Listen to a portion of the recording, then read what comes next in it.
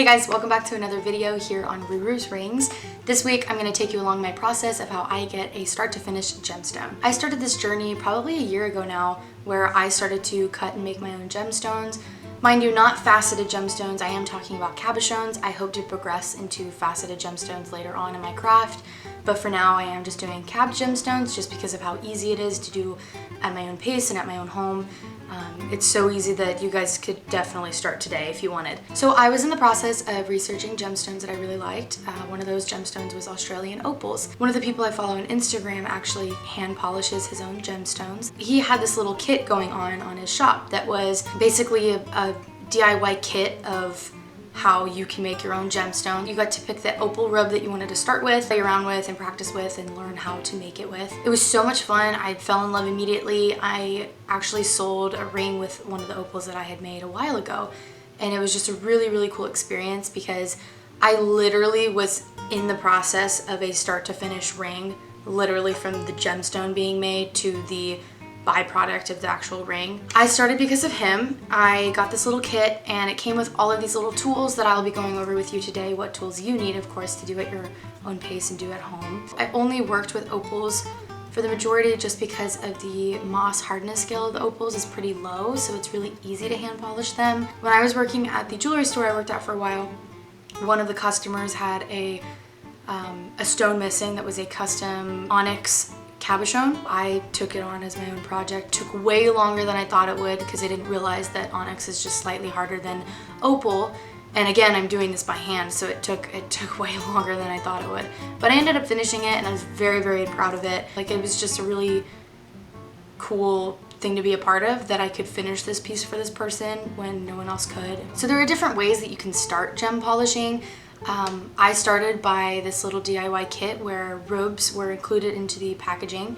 I hadn't worked with roughs very often. I still don't have much experience with rough, but today we're gonna try to push past that. So there are different categories for gemstone making. So there's rough, rubes, and then my own kind of category that's like a chipped or broken stone that you want to reshape. With rough, that would basically be a stone that looks like something that you get out of the wild or outside in the dirt. It looks like a regular generic stone, but it might be oiled or washed off, so you can really see the color and what the stone actually is going to be. If you order from a gemstone dealer where they sell you rough, don't be weirded out if the bag comes oiled and there's a substance in the bag.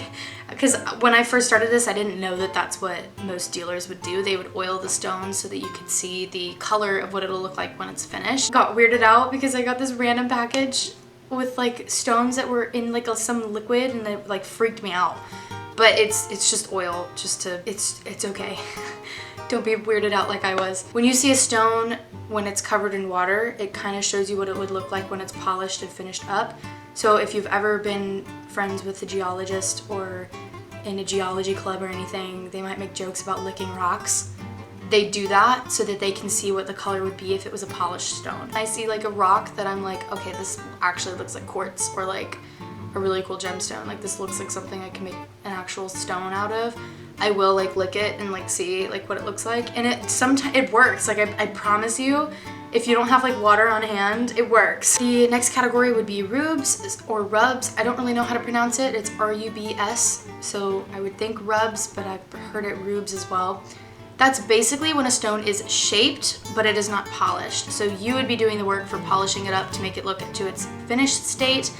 A rube is an already shaped item that someone else did the work for you to shape it up and make the decision of what shape it'll be. And then you're just going in with the different grits of sandpaper, polishing it up to make it look like a finished gemstone that you can put in a ring, pendant, whatever you want to put it in. Last but not least, my own kind of category would be chipped gemstones. So I have tons and tons of chipped gemstones that I bought. I just reached out to the people that I buy gemstones from, and I asked them, you know, if you have any chipped stones, I'd love to buy them off of you. And so I would buy a batch of chipped or broken stones from them. So I have a bunch of chipped stones that are really big, so I have a lot of material left to work with. An example, this stone right here is a lapis lazuli that was initially pear-shaped. The tip of it broke off during shipment, I assume. If I were to cut this correctly, I could totally turn this into a regular round gemstone. So yeah, I started with rubes. I don't have much work when it comes to rough, but I've started out with rubes and I have worked with chipped and broken stones before. So it really is up to your comfort level on where you want to start. I personally recommend starting out with rubes so that you don't have to have the pressure of deciding the shape of the gemstone, because ultimately when you're deciding that shape, you do have to cut off a lot of extra gemstone. So you kind of have to plan exactly how you want your gemstone to be shaped and what angle of the stone you need it to be shaped from, because you can risk cutting out a lot of the color and a lot of the luster and shine from your stone if you do it the wrong way. So I've always been a little nervous of that, especially with opals, because opals are such a beautiful stone and I literally hate having to get rid of any of the stone at all. I hate wasting it. So I'll go over all of the items that you need for this project. Most of these items you can get from Hobby Lobby. That's where I got most of my items. There are 3 items that you do need to get offline. Starting off, obviously, you need a bag of gems. I promise this isn't drugs. I know it looks bad. So you need some gems. These are emeralds. These are opals. I have plenty more in here. I think I have citrine and tourmaline. Yeah, here we go. Here's our another examples. I have ruby, I have tourmaline, I have citrine. These are ones, except the citrine. These are ones I'm saving for when I get a faceting machine, because I feel like these would be a lot more pretty faceted instead of cabbed. And that's what's kind of defeating, is that the gemstones that I really love, I feel like they look best as a facet versus a cab. Opal, of course, is the exception. I feel like opals look way better as a cabochon than a faceted. Anyways. And then again, more broken stones, which I might, I'll pick a stone for you guys. Actually, let's just do the lapis. I'll just turn the lapis into a round for you guys, since we already talked about that. So for video purposes, I will have a complete stone that needs to be reshaped and polished up. I have the rough stones, and where's a rube? And I have a rube. Obviously you need your gems, whatever gems you're deciding to work with. I recommend looking up the MOHS scale of the gemstone you're working with, so you don't work with a super hard gemstone, because it'll take like hours for you to complete a stone. I probably would recommend starting out with Ethiopian opals, just because they are cheaper and they're a little bit easier to work with. Okay, so you have your gems picked out. Then you want to get some sandpaper. All of these came from Hobby Lobby. I got different kinds. You probably don't need this many. I just got this many because I was running out. So you could probably just get this one, this quote unquote finishing kit. This is in the section where they make model planes and model cars and stuff. It has grits 3, 20, 400, 600, 1000, 2000, 5000, 7000, and 10,000. You really only need up until 2000. You can go as high as you want, but truly you really only need to go up to 2000. So the lower number you have, the coarser the grit will be. So you want to start out with 320. That'll be the coarsest of the grits. And so on this one, this is mainly the coarser grit one. So this is 150, 320, 400, 600, and 1000.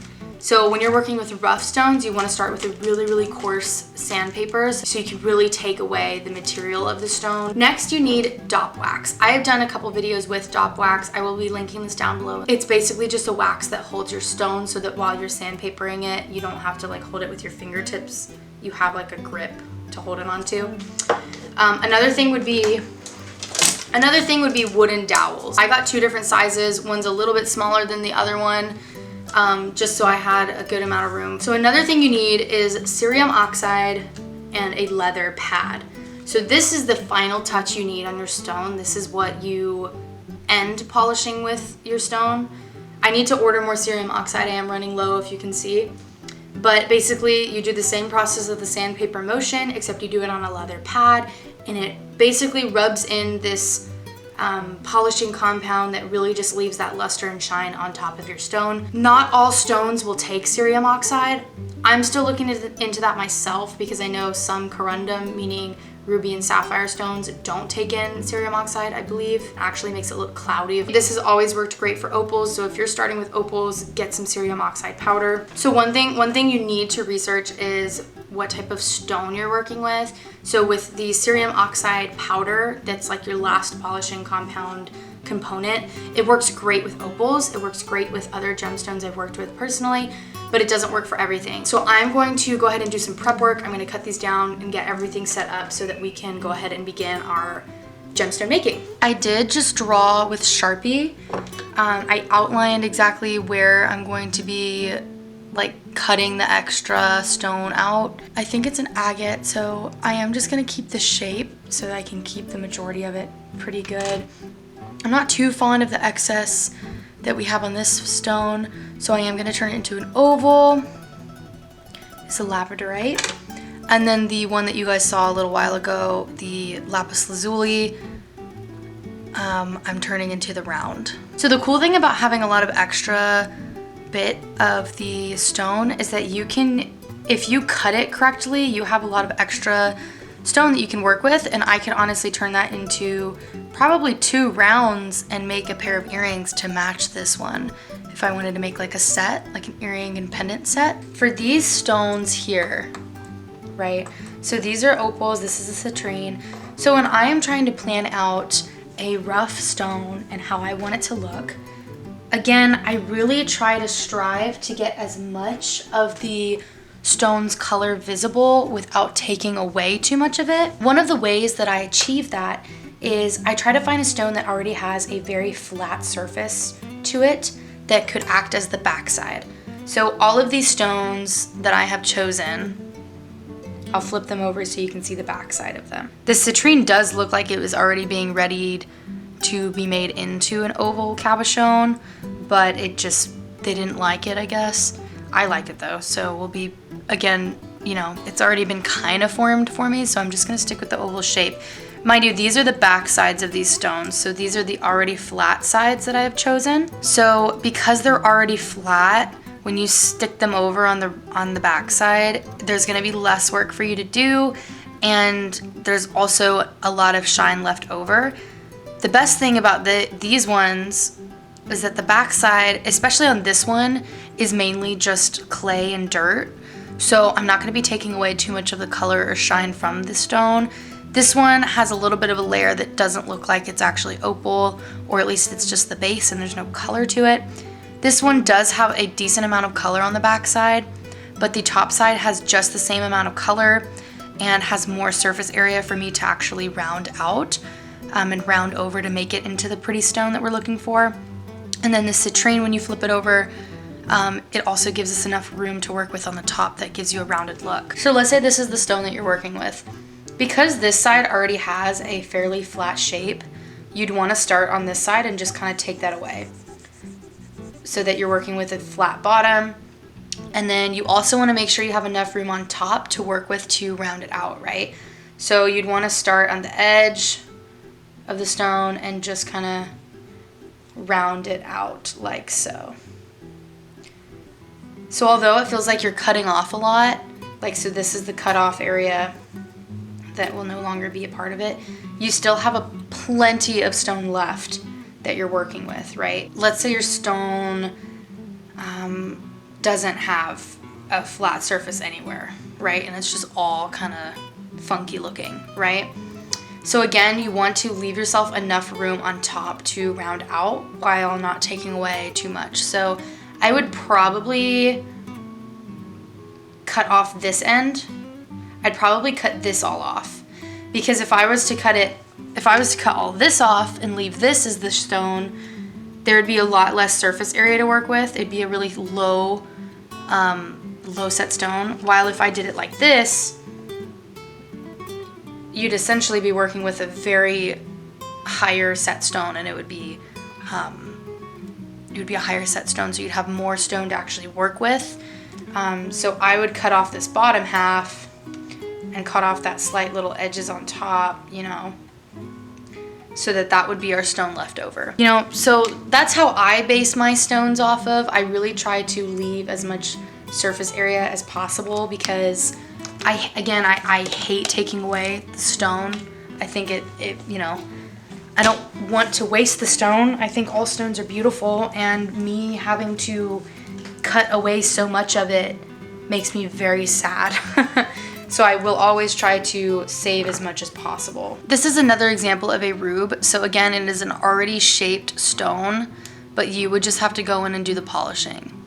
And so if I was to spray this with water, you would really be able to see the shine of the stone. I do recommend having a power drill ready. Again, more than welcome to do it all with sandpaper. It's just gonna take a little bit longer. So I do just recommend kind of getting your rough shape done with a rotary tool. And I just bought some diamond rotary cutting discs that I will be using to cut off the excess. So the thing about sandpaper is that when it comes in the packaging, it's touching all the other grits. And if your sandpaper grit that's 320 has some of the grit from the 150, it is going to interfere with your sanding process and you're working backwards. So when you get sandpaper, try to get the water resistant sandpaper so you can rinse them off. So I just got them rinsed off. As you can see, the water droplets left on. So we're gonna be starting with 150. All of the grits should have the numbering on the back to let you know which grit they are. So starting with 150, which is a very coarse grit. And I'm just gonna pick up my stone, see which side I'm working on.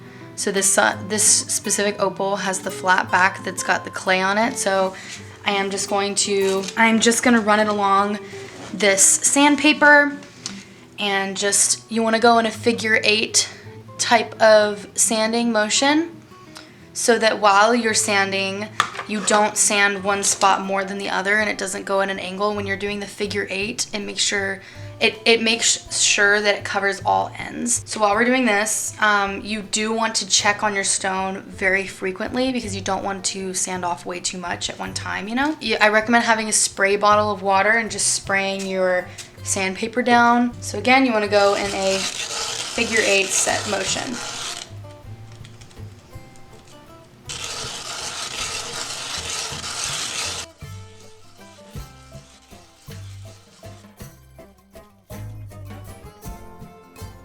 See, and already just with that like minuscule amount of time of doing that, it already took off a lot of that clay and dirt, and it's already starting to make it a flat surface to work with.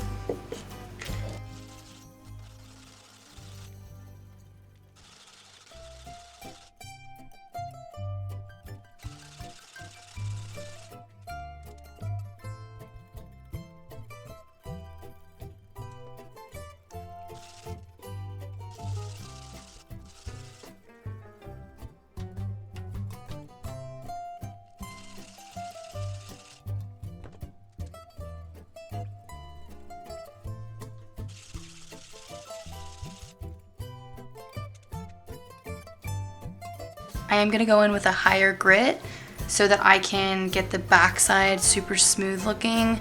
So next I'm moving on to the 320, and then I think I'm gonna stop at probably 600 with the backside.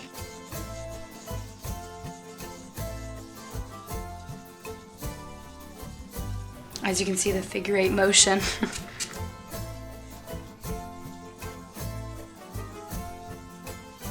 So we have the backside flat and smooth, and so now we're just going to attach this to our dop wax stick so we can start polishing the top side. So I am just melting the dop wax onto the stick.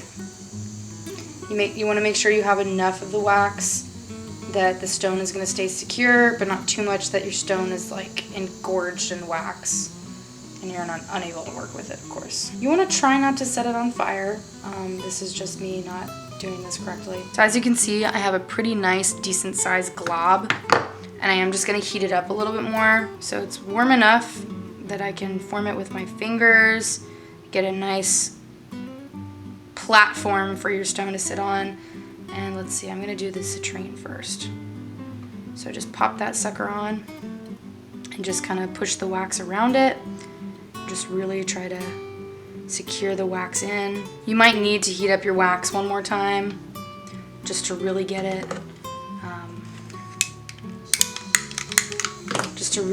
hot enough to really pick up and mold around your stone, because sometimes your stone won't really stick in the wax.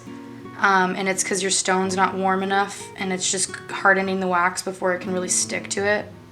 So you want to be able to warm up your stone too, but not too much, because you can, you know, if you're working with opals, you can explode your stone, like literally. I've exploded some opals before, not knowing that the heat made them explode. You can heat it up while it's on the wax, but you want to be very careful because you don't want to destroy your stone. Now that stone's warm and the wax is pretty warm too, so I can really mold that wax around the stone and secure it in place for cabbing. And you want to make sure you form your stone to where it is sitting upright and flat with the wax, so that you're not going to be making an uneven shape to it. All right, so this one's formed on pretty good. I like to have one stone on bottom and one on top so I can kind of switch around and just play around with both while I'm sanding. So video purposes, I have the citrine rube on one end, and then I have the opal rough on the other. So I flattened out the bottom of this one. This is the one we're working with right now. And then this citrine rube I will be working on as well. I am gonna go ahead and start working on the citrine first and just working down the grits. So again, you work with the coarsest grit you can and just kind of shape it around. So this one is gonna be an oval, so I just recommend, you know, going in your figure 8 pattern while you're doing it and just continually checking on it, because you really have to make sure that it's all even all the way around.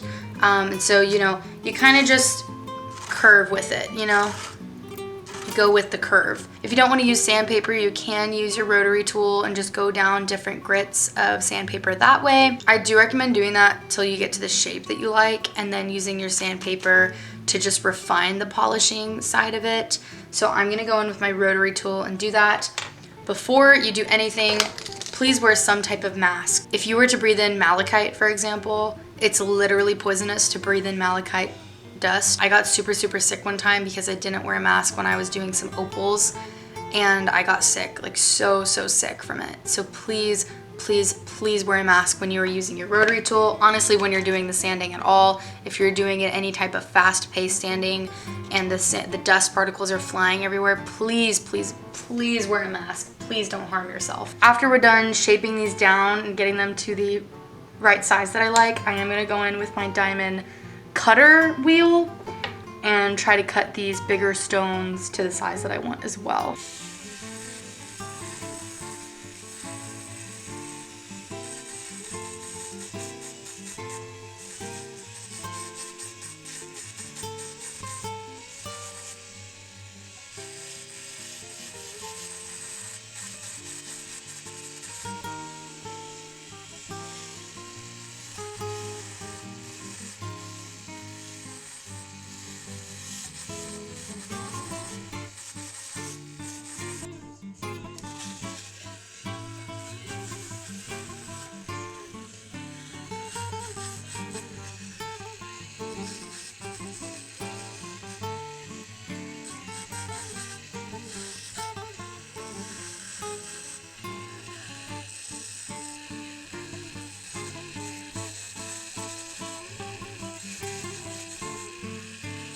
I have our citrine rube shaped up into an oval shape. I have it wet so you can kind of see the coloration of what it'll look like when it's done.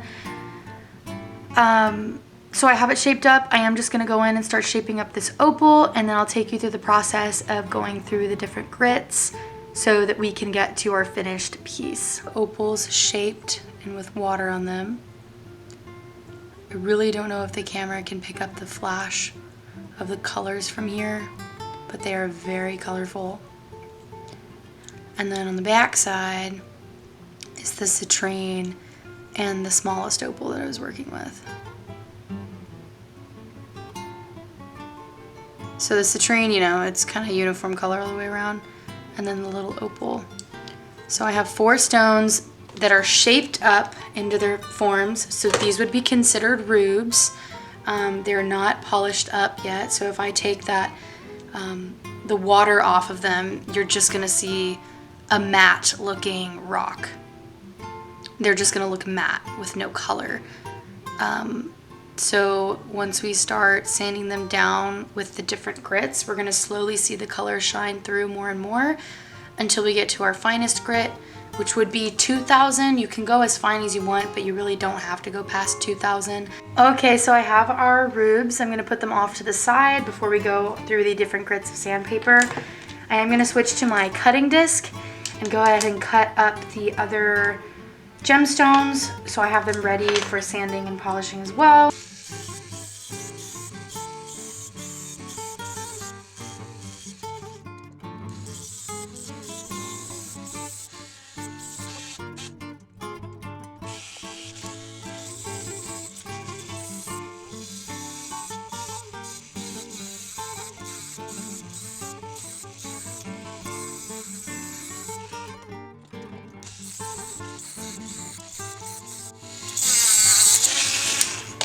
I'm just gonna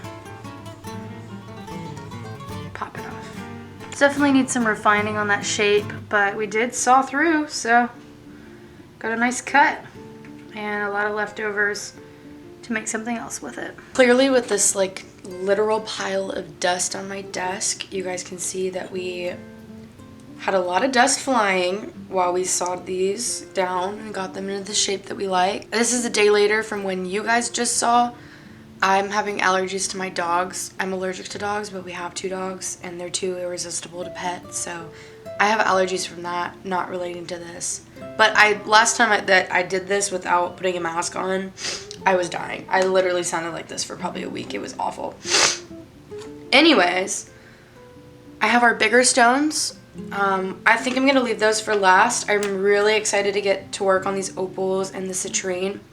So now that we have them shaped to the shape that we want, we're gonna go ahead and clean up the area and then start working with our sandpaper. So because these stones are round, we can't really do it the same way that we worked the backside with, because with the backside, we had a flat surface to work on, and so when you're taking your stone, going back and forth on a flat surface, obviously your stone is gonna stay flat.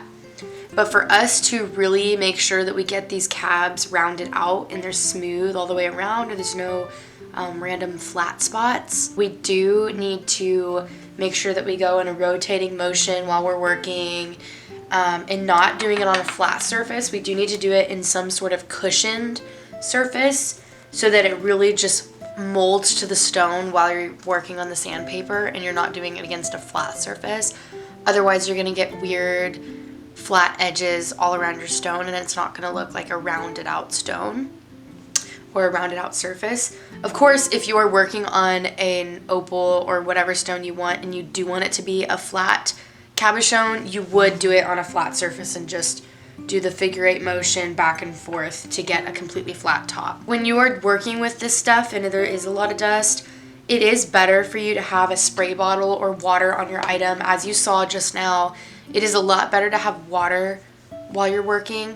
I think the next time I do this process, I'm gonna try to find some sort of like trickle system, because most cabbing machines, there's like a huge rotary tool and you take your stone, let's say like my hand is the rotary tool and it's moving really fast, you would rub the stone against the rotary tool while it's going, you know? And so the rotary tool's going and you're rubbing your stone against it, but there's water dripping down on it too. And so it allows your stone to not overheat, and it also keeps the dust from flying everywhere, and it kind of keeps it controlled. Because I don't have that kind of system set up, obviously at my desk, the dust is flying everywhere.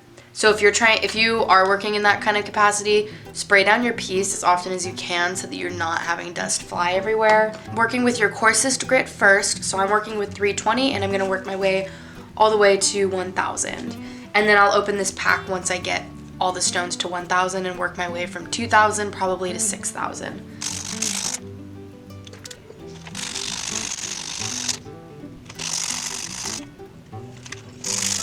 While I'm working on this, I am rotating the stone like a lot. I'm not sitting in the same spot rubbing it continuously, because again, that is going to leave you with uneven surfaces and you don't want that. With the matte look of the stone, you can kind of see scratches here and there on the stone. So that is what I'm talking about when your grit mixes, it can really just tear you down and not really do anything good for you, and it keeps you stuck, kind of. Like when you try to progress, it's just gonna still have the scratches on it and you're gonna have to redo it. So when you mix grits, this can happen. This also can happen when you're progressing if you just missed it, if you missed the spot, if you didn't use your abrasive enough in that spot. So just really try to take your time and really look at your piece as often as you can to really make sure that all the scratches are off before you move on to the next grit. So I am gonna keep working at this grit because I still see a lot of marks on here that's really making me question if I can move on. So I'm just gonna keep going until I know for sure that I'm good to move on to the next grit.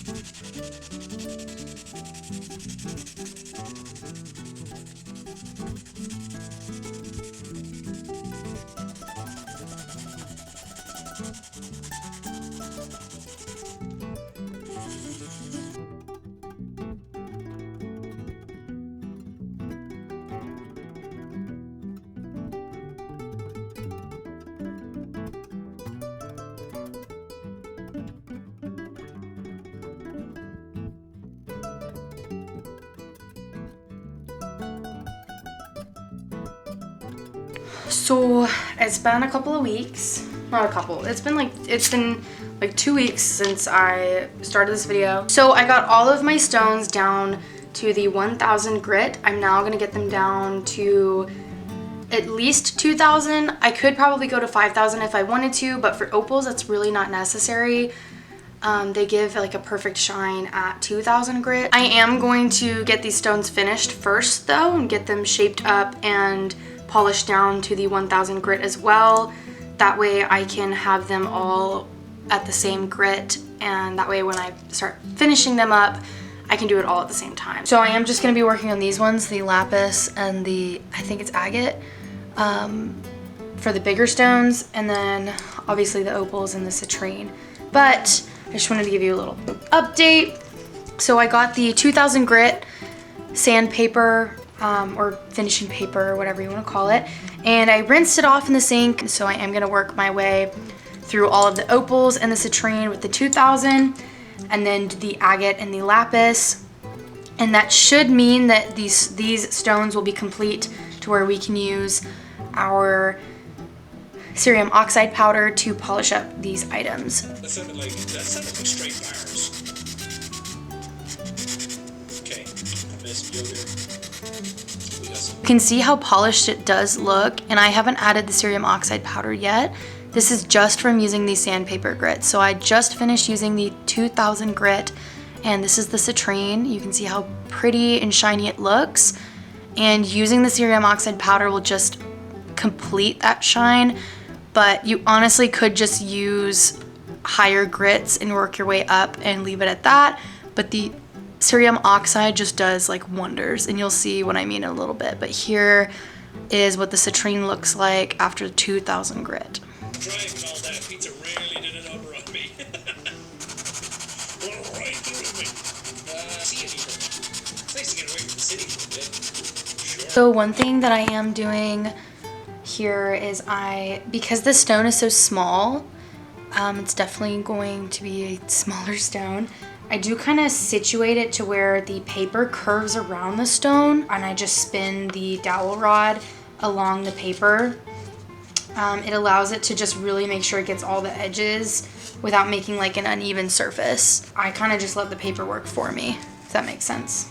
All right, we are on our last step. All of the gemstones have been used up to the 2000 grit, including the big gemstones. So now we get in with our cerium oxide. So cerium oxide is basically a super fine grit. And so what you do is you take a strip of leather. You can get this at Hobby Lobby. This came in the pack that I got from that guy that, lent me. You can either use the leather side or the back side. I use the back side, and you want to spray it with water, and you want to have a lot of water ready because the constant movement causes friction, which makes the you know, makes the water dry up. So you take your cerium oxide powder. I am kind of running low. I need to order some more. So I use very little amounts because I'm very scarce when I use this. But I start off with a little amount. There's usually a lot of leftover from the past one that I've done. And so I use a very little amount of it. And I have a paper towel underneath just to keep the water from going. It will leave a coloration on your fingers. It kind of stains. I don't think it stained my clothes before, but it does stain your fingers, at least for a little bit of time. So I try my hardest not to get it, you know, all over the place. Kind of just want to think of it as you're mixing in the cerium oxide powder and the water and making it like a solution. And you're just rubbing it back and forth into the leather. You want to get it at all angles and twist it. You want to keep twisting.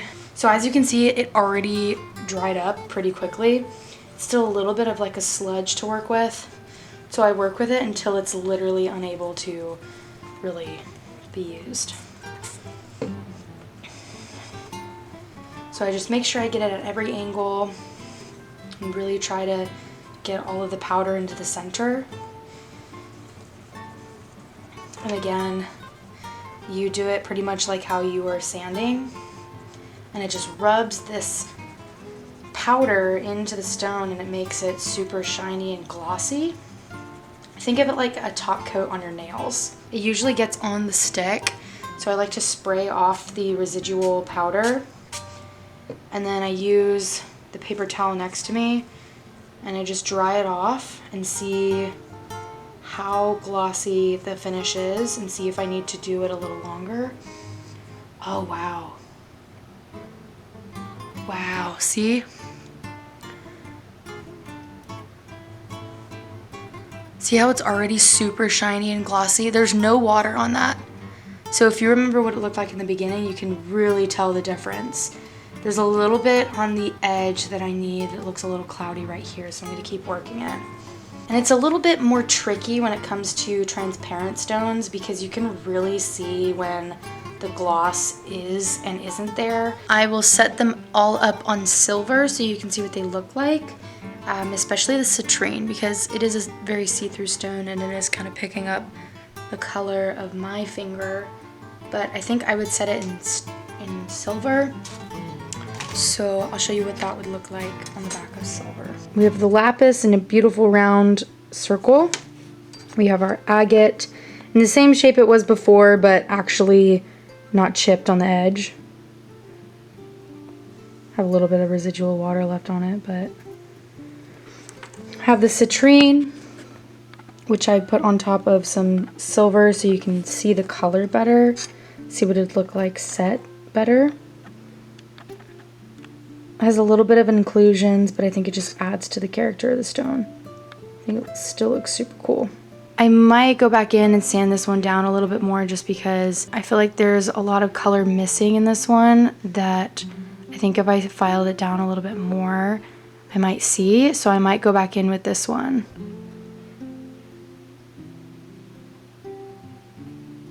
But it is pretty at certain angles. Extremely happy with how this one turned out. I do need to clean up the sides a little bit. There's a little bit of leftover cerium oxide, but the color on this one is very pretty. Definitely picks up all of the pinks, the blues, purples, greens, yellows, etc., etc. I need to clean up the bottom edges though.